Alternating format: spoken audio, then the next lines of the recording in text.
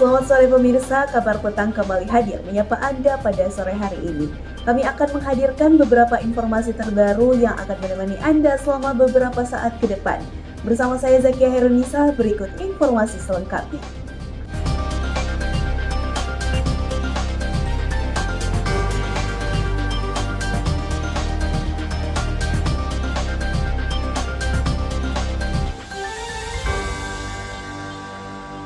Kita ke kabar pertama pemirsa, unjuk rasa peringatan 64 tahun Deklarasi Kemerdekaan Bangsa West Papua sempat ricuh.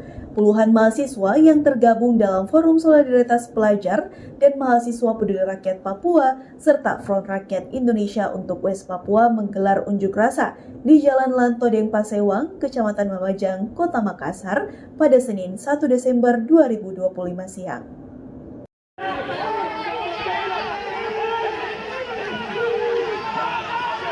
Kerusuhan ini dimulai ketika para mahasiswa mulai berlari menuju barikade polisi. Sejumlah peserta aksi menendang dan memukuli barisan barikade polisi yang sejak pagi mengawal masa unjuk rasa. Sementara beberapa koordinator lapangan mahasiswa Papua dan anggota polisi berusaha menenangkan massa yang mengamuk. Insiden kerusuhan ini terjadi di depan Rumah Sakit Khusus Daerah Makassar. Tak jauh dari Gedung Asrama Papua, beberapa massa mengamuk karena menolak diminta mundur oleh Korlap. Mereka mendesak tetap maju dan hendak melakukan long march ke Monumen Mandala di Jalan Jenderal Sudirman. Akibatnya, massa menyerang barikade polisi dari Sabara Polrestabes Makassar dan Brimob Polda Sulsel. Aksi di sekitar asrama mahasiswa Papua untuk memperingati 64 tahun Deklarasi Kemerdekaan Papua Barat. Dengan pengibaran pertama bendera bintang kejora sebagai simbol perjuangan pada 1 Desember 1961. Momentum 1 Desember ini setiap tahunnya dianggap sebagai hari kemerdekaan oleh sebagian rakyat Papua. Untuk mendukung kelompok-kelompok yang berorientasi atas kepentingan bangsa dan tanah air. Kita ke kabar selanjutnya pemirsa, hujan deras yang mengguyur wilayah Bantaeng menyebabkan sejumlah wilayah terendam banjir.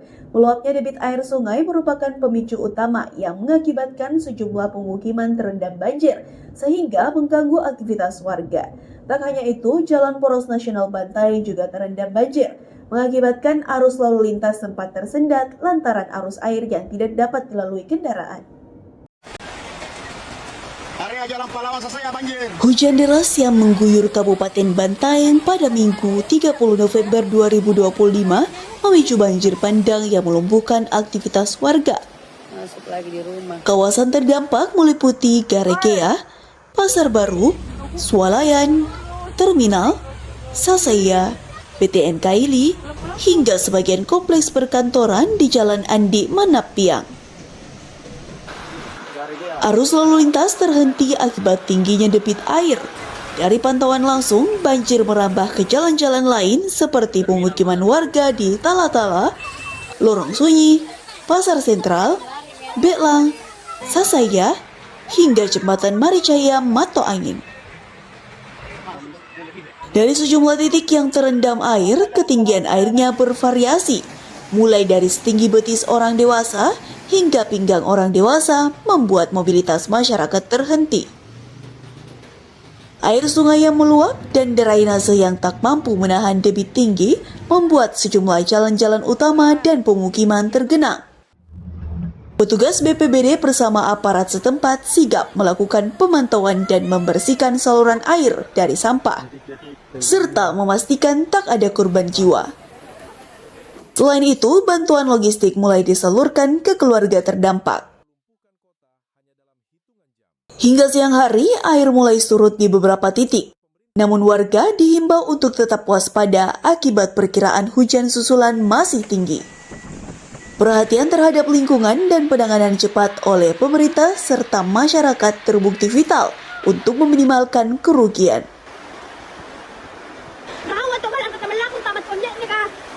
Rawa.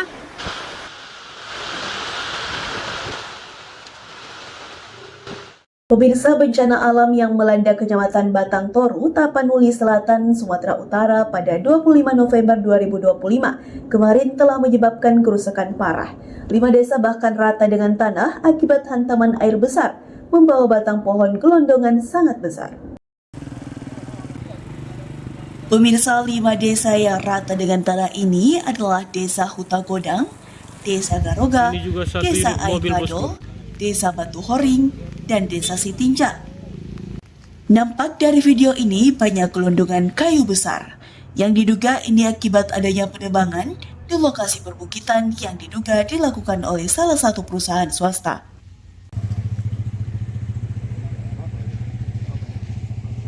Penebangan seluas ratusan hektar ini diduga untuk membuat perkebunan kelapa sawit. Penebangan itu sudah berlangsung kurang lebih 1 tahun. Pihak TNI dan Polri melakukan pembersihan di lokasi bencana dan membuka posko bantuan, posko komando, dan posko pengungsian untuk para korban. Ini imbasnya sama kami. PT yang nembang di sana kami kena imbasnya di sini. 7 hektar yang ditumbang di sana. Kini kami kena di sini imbasnya. Kayak mana pemerintah mengatasi itu? Biar jangan lagi ditumbang di sana kayu-kayu itu. Kabupaten Tapanuli Selatan, bosku ya. Saat ini jalan lintas Sibolga, Batang Toru seperti ini bosku ya, tepat di Desa Huta Godang. Pemirsa, kabar selanjutnya datang dari Kabupaten Goa. Diduga salah paham saat pesta miras, seorang menantu di Goa menganiaya mertuanya dengan senjata tajam. Korban dirawat di rumah sakit karena luka parah, sementara pelaku melarikan diri. Rustam masih kritis di rumah sakit Syekh Yusuf setelah dianiaya oleh menantunya sendiri dengan senjata tajam. Ia harus dirawat intensif karena luka parah di bagian perut dan leher. Penganiayaan itu terjadi di Kampung Peru, Desa Loncopoko, Kecamatan Parangloe, Kabupaten Goa pada Selasa dini hari. Sebelum penganiayaan, korban dan pelaku pesta miras diduga karena salah paham, keduanya terlibat cekcok. Tak sanggup menahan emosi, pelaku bernama Daeng Baso mengambil sebilah parang. Dia menusuk perut dan menebas leher mertuanya hingga korban terkapar bersimbah darah. Setelah kejadian, pelaku kabur bersama keluarganya. Polisi kini masih mengejar pelaku, sedangkan barang bukti sebilah parang yang digunakan untuk menebas korban masih dalam pencarian petugas. Pemirsa, kita akan kembali sesaat lagi usai jeda yang satu ini.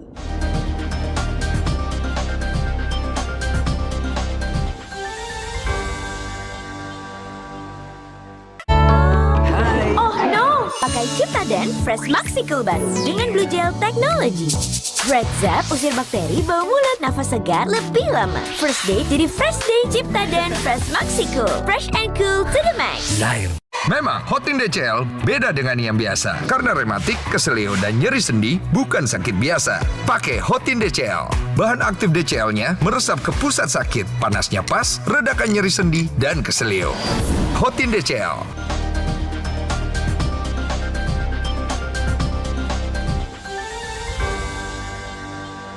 Pemirsa, kembali lagi bersama kami di Nusantara TV dengan berita terkini. Kota Makassar kini berada dalam situasi darurat sampah.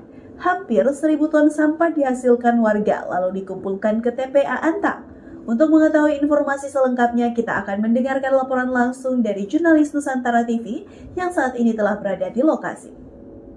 Baik, terima kasih Zakia yang berada di studio. Pemirsa, Kota Makassar kini berada di situasi darurat sampah. Setiap harinya lebih dari 1.000 ton sampah yang dikumpulkan ke TPA Antang, satu-satunya tempat pembuangan yang saat ini hampir melebihi batas kapasitasnya. Dalam beberapa minggu terakhir, lonjakan volume sampah semakin parah dan kembali menyorot lamanya sistem pengelolaan limbah yang sudah bertahun-tahun dikeluhkan. Kondisi ini bukan hanya menimbulkan pencemaran lingkungan, tapi juga memicu kekhawatiran akan ancaman kesehatan dan keselamatan bagi masyarakat yang tinggal di wilayah sekitar TPA. Tumpukan sampah di TPA Antang semakin hari semakin membesar. Setiap truk yang datang menambah beban di area yang sudah nyaris penuh. Bau menyengat mencemari udara, sementara rembesan meresap ke tanah dan berpotensi mencemari air tanah.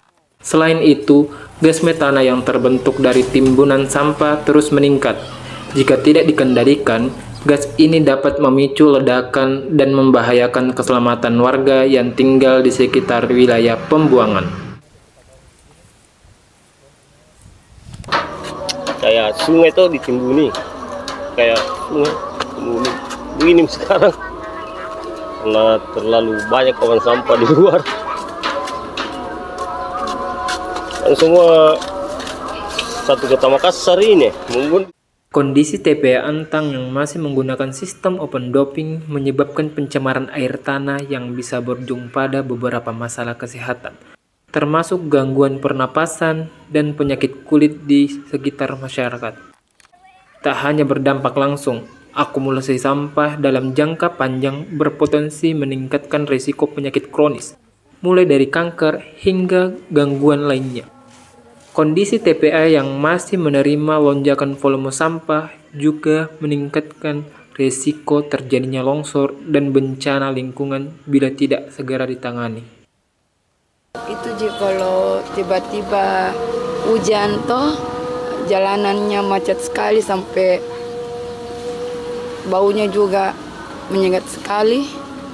Baru kan anakku juga kan sekolah toh, jadi mau tidak mau itu baunya, tapi katanya itu hari tempat pembuangan sampah mau dibikin pasar begitu, tapi sampai sekarang belum. Demikian laporan saya kembalikan ke studio. Terima kasih Farid atas laporan Anda langsung dari TPA Antang. Pemirsa, kerusakan jalan di Jalan Aroy Pala membuat warga resah. Kondisi aspal yang terkelupas dan lubang-lubang di sepanjang ruas jalan terus dikeluhkan warga. Kita akan terhubung langsung bersama jurnalis kita Fahirah yang saat ini sudah berada di lokasi. Silakan Fahirah. Pemirsa, saya sekarang berada di Jalan Aroy Pala, Kecamatan Rapocini, Kota Makassar, di mana kondisi jalan rusak di belakang saya ini seringkali dikeluhkan warga dikarenakan belum mendapatkan perbaikan yang layak. Padahal, seperti yang kita ketahui, jalan ini merupakan jalan poros perbatasan Kota Makassar dan Kabupaten Goa, yang mana terus dipadati pengendara. Namun, hingga saat ini masih dapat kita lihat kondisi jalan rusak yang tak kunjung diperbaiki. Kerusakan jalan terlihat di sepanjang ruas Jalan Aroy Pala dengan kondisi aspal yang terkelupas hingga membentuk lubang-lubang berukuran besar. Beberapa titik bahkan mengalami penurunan badan jalan. Akibatnya, kendaraan yang melintas harus memperlambat laju dan saling menghindar untuk tidak terperosok ke dalam lubang yang cukup dalam. Kondisi ini tak hanya menghambat kelancaran arus lalu lintas, tetapi juga meningkatkan risiko terjadinya kecelakaan. Sejak kapan sih jalan ini rusak seperti ini? Menurut perkiraan saya kurang lebih 5 tahun yang lalu. 5 tahunan ya. Selain jalannya sempit juga berlubang. Terus sebenarnya di aspal sih, tapi begitu hanya di paving aja, begitu datang musim penghujan jebol lagi, jadi otomatis berlubang. Jadi itu pengendara tidak tahu apabila itu jalan tergenang air, itu yang berlubang toh, otomatis pengendara situ berbahaya bagi dia, bisa jatuh, mengakibatkan kecelakaan. Ketika hujan turun, kerusakan jalan semakin parah. Air menggenang dan menutup permukaan lubang sehingga sulit terlihat oleh pengendara. Banyak warga mengaku sering hampir terjatuh karena tidak mengetahui kedalaman lubang yang tertutup air. Pada malam hari, situasi semakin berbahaya karena minimnya penerangan jalan, membuat pengendara harus ekstra waspada. Warga mengatakan, kerusakan ini sudah berlangsung cukup lama. Berbagai laporan telah disampaikan mulai dari tingkat kelurahan hingga dinas terkait. Meski beberapa perbaikan sempat dilakukan, namun sifatnya hanya tambal sulam dan tidak bertahan lama.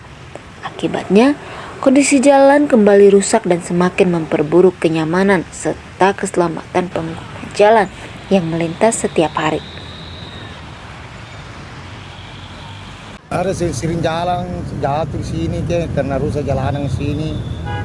karena kurang hujan-hujan sedikit, hujan keras toh. Karena banyak pasir-pasirnya, banyak jahat di sini karena rusak jalanan. Kerusakan ini tentunya mengganggu aktivitas warga dan membahayakan pengendara. Harapannya pemerintah segera melakukan perbaikan agar tidak menambah korban. Dari Makassar, saya Faira Masurin bersama kru yang bertugas melaporkan. Baik, terima kasih Fahira dan pemirsa, itu tadi informasi lengkapnya. Kita akan kembali setelah jeda sesaat lagi.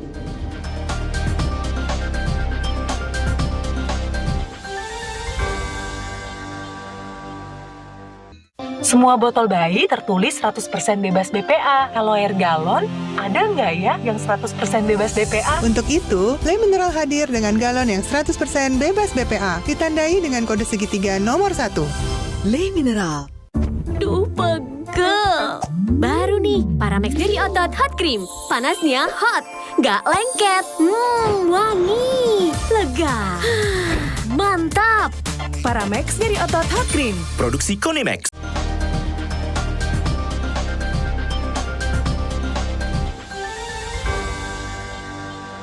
Pemirsa, kembali bersama kami di Nusantara TV dengan kabar terkini. Barang bekas tidak selalu identik dengan sesuatu yang usang atau tidak layak pakai. Banyak produk bekas yang masih memiliki nilai ekonomis tinggi dan masih dapat digunakan. Di Pasar Loak Makassar, berkumpul produk-produk bekas yang masih layak pakai dan legal diperjualbelikan. Beginilah suasana transaksi di Pasar Loak, tepatnya di Jalan Veteran Utara, Kecamatan Makassar, Kota Makassar. Pasar ini menjual berbagai macam barang bekas, mulai dari peralatan rumah tangga, elektronik, aksesoris, hingga barang antik lainnya, dan dijual dengan harga yang relatif murah.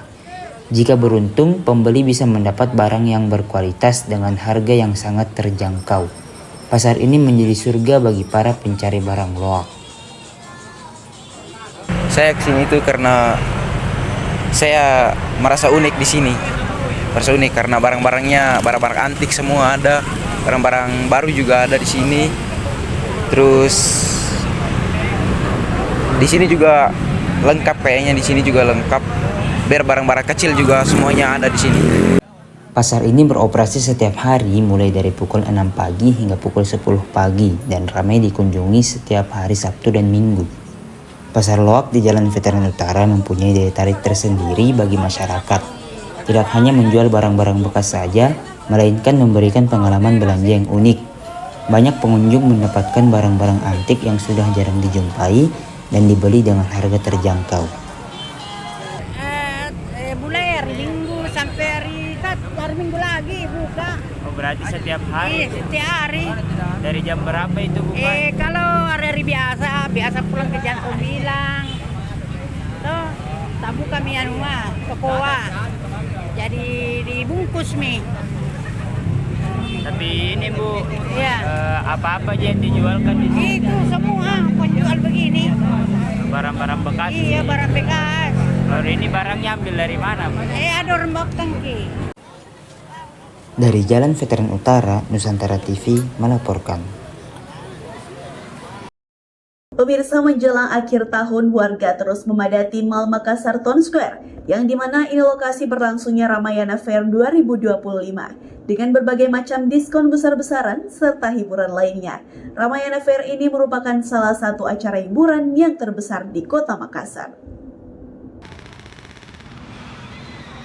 Ramayana Fair 2025, salah satu acara kuliner dan hiburan terbesar di Kota Makassar. Kegiatan ini digelar oleh Ramayana Group sebagai bentuk komitmen dalam mendukung pemulihan ekonomi, sekaligus mendorong pertumbuhan pelaku usaha mikro, kecil, dan menengah atau UMKM lokal. Ramayana Fair memadukan hiburan, belanja, dan kuliner dalam satu kawasan yang meriah dan penuh antusiasme.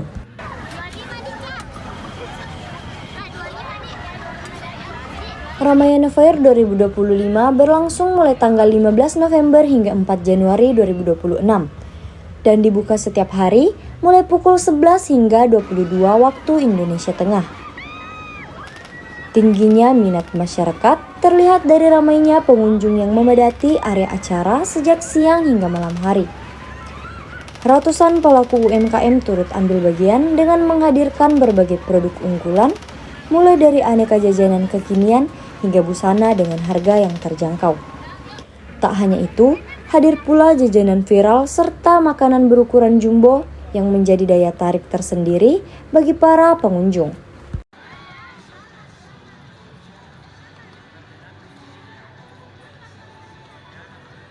Sebenarnya datang-datang saja jika dilihat ini toh kayak apa ini di Amtas ada banyak lampu-lampunya jadi singgah maki gitu jika. Apa kesan terhadap acara ini secara keseluruhan? Seru banget sih, apalagi banyak jajan toh, terus murah-murah lagi. Ada kebab Arabik, dia ada ayamnya, ada daging juga, ada juga dia burger dan kentang. Bagaimana responnya pengunjung sejauh ini terhadap produk dan kita? Sangat puas karena banyak dari mereka yang datang kembali membeli produk kami. Apakah kakak merasa Ramayana Fair ini membantu pelaku UMKM seperti kakak atau bagaimana? Sangat membantu karena banyak pengunjung-pengunjung yang membeli produk kami. Inilah rangkaian kegiatan yang tidak hanya menghadirkan hiburan bagi masyarakat, tetapi juga menjadi harapan baru bagi kebangkitan ekonomi lokal. Pemirsa, informasi tadi sekaligus menutup perjumpaan kita pada hari ini. Mewakili kru yang bertugas, saya Zakia pamit undur diri. Terima kasih atas perhatiannya dan sampai jumpa.